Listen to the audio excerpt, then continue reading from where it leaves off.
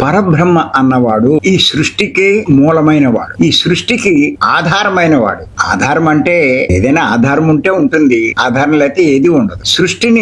సృష్టి చేసిన వాడు, సృష్టిని నడిపిస్తున్నవాడు, సృష్టి అంతా తానైన వాడు. మరి అంతటి గొప్పవాడైనటువంటి పరబ్రహ్మ గురించి తెలుసుకోవడం అన్నది ప్రతి ఒక్కరి యొక్క కర్తవ్యం.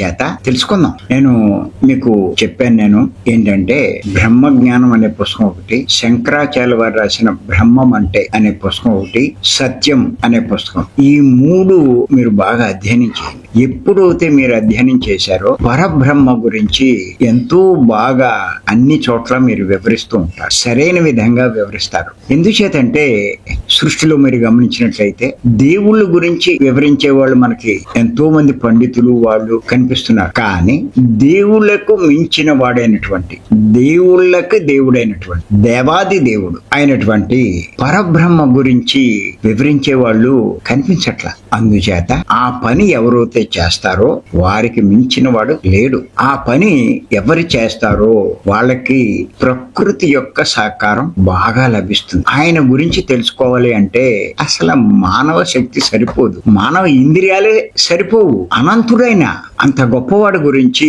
ఎన్ని చెప్పినా ఇంకా చెప్పవలసింది ఉంటూనే ఉంటుంది. అందుకే పత్రి గారు చెప్తారు, జ్ఞానము అంటే గుర్తుపెట్టుకోండి, ఆ పరబ్రహ్మ గురించి, పరబ్రహ్మ యొక్క సృష్టి గురించి తెలుసుకోవడమే జ్ఞానం.